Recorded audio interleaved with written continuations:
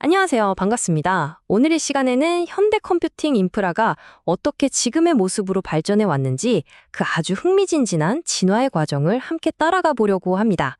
자, 준비되셨나요? 그럼 지금부터 그 엄청난 여정을 한번 시작해 보겠습니다. 여러분, 우리가 매일 쓰는 스마트폰 앱 있잖아요. 뭐 인스타그램이든 유튜브든 이런 앱들 도대체 어떻게 수백만, 수천만 명의 사람들이 동시에 쓸 수 있는 걸까요? 이 질문이 바로 오늘 우리가 파헤쳐 볼 이야기의 출발점입니다. 당연히 서버 한 대로 그 엄청난 트래픽을 감당하는 건 말도 안 되죠. 수많은 사용자를 문제없이 받아내려면 기술은 끊임없이 진화해야만 했습니다. 바로 이 어떻게 하면 더 효율적으로 많은 사용자를 감당할 수 있을까 하는 고민에서 모든 혁신이 시작된 겁니다.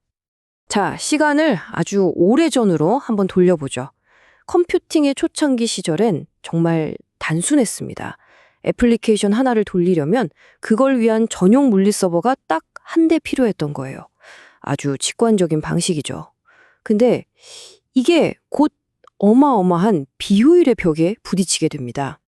바로 이 슬라이드가 당시의 문제점들을 아주 잘 보여주는데요. 일단 서버 한 대 한 대가 너무 비쌌고요. 근데 더 큰 문제는 뭐였냐면 그 비싼 서버의 성능을 10%도 채 쓰지 못했다는 거예요.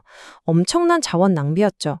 게다가 새로운 서비스 하나 내놓으려면 서버 사고, 설치하고 막 몇 달씩 걸렸으니 이건 뭐 시장 변화에 대응하는 게 거의 불가능한 수준이었습니다. 진짜 뭔가 획기적인 변화가 필요했던 거죠.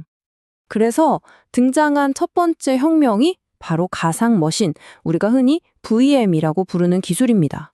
이건 진짜 혁신이었어요. 강력한 물리 서버 한 대를 마치 여러 개의 작은 서버인 것처럼 논리적으로 쪼개서 쓰는 거죠.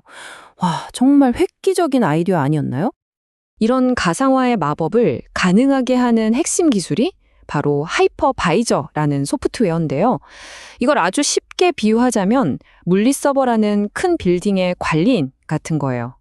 이 관리인이 CPU, 메모리 같은 자원들을 각 입주민, 즉 가상머신들에게 아주 공평하고 효율적으로 나눠주는 역할을 하는 거죠. 하이퍼바이저도 종류가 두 가지가 있어요. 슬라이드 오른쪽에 보이는 타입 2는 우리가 개인 컴퓨터에 윈도우 깔아놓고 그 위에 다른 프로그램을 설치하듯이 운영체제 위에 설치하는 방식이에요. 비교적 간단하죠. 하지만 진짜 중요한 건 바로 왼쪽에 있는 타입 1, 베어메탈 방식입니다. 이건 운영체제 같은 중간 단계 없이 하드웨어에 바로 직접 설치되기 때문에 속도나 효율성 면에서 비교가 안 돼요. 그래서 거의 모든 기업 데이터 센터는 이 타입 1 방식을 쓴다고 보시면 됩니다. 가상화를 구현하는 방법도 크게 두 가지로 나뉩니다. 먼저 전가상화는요, 하이퍼바이저가 마치 만능 통역사처럼 행동하는 거예요. 어떤 손님, 그러니까 어떤 운영체제가 오더라도 하드웨어랑 잘 소통할 수 있도록 중간에서 전부 다 통역을 해주는 거죠. 아주 유연하겠죠? 반면에 반가상화는 좀 더 똑똑한 방식이에요. 손님, 즉 운영체제가 애초에 주인인 하이퍼바이저의 언어를 살짝 배워서 오는 겁니다. 그런 통역이 필요 없으니까 대화 속도가 훨씬 빨라지겠죠? 그래서 성능이 정말 중요한 시스템에서는 이 방식을 사용합니다. 와, 그럼 가상머신으로 모든 문제가 해결된 걸까요? 완벽한 해결책이었을까요? 아쉽게도 그렇지는 않았습니다. VM도 나름의 한계가 있었거든요. 왜냐하면 각 VM마다 여전히 완전한 운영체제를 하나씩 다 가지고 있어야 했어요. 그러니까 덩치가 너무 컸던 거죠. 용량은 기가바이트 단위에 부팅하는데도 몇 분씩 걸리고 뭔가 더 가볍고 더 빠른 게 필요해졌습니다. 그리고 그 해답으로 등장한 것이 바로 컨테이너입니다. VM의 그 무거움과 느림을 한 방에 해결하기 위해 나타난 컴퓨팅 세계의 두 번째 거대한 혁신이죠. 이 표를 보시면 그 차이가 한눈에 들어오는데요. 제가 비유를 하나 들어볼게요. 가상머신이 모든 걸 다 갖춘 단독주택이라면요. 컨테이너는 건물의 수도, 전기 같은 핵심 기반 시설은 다 같이 공유하면서 자기 공간만 쓰는 아파트 같은 개념이에요. 그러니까 당연히 훨씬 가볍고 효율적이겠죠? 크기는 메가바이트 단위로 확 줄고 부팅 시간은 몇 분이 아니라 단 몇 초면 충분합니다. 이건 정말 게임 체인저였어요. 이 컨테이너라는 기술을 누구나 쉽게 쓸 수 있도록 대중화시킨 주역이 바로 도커입니다.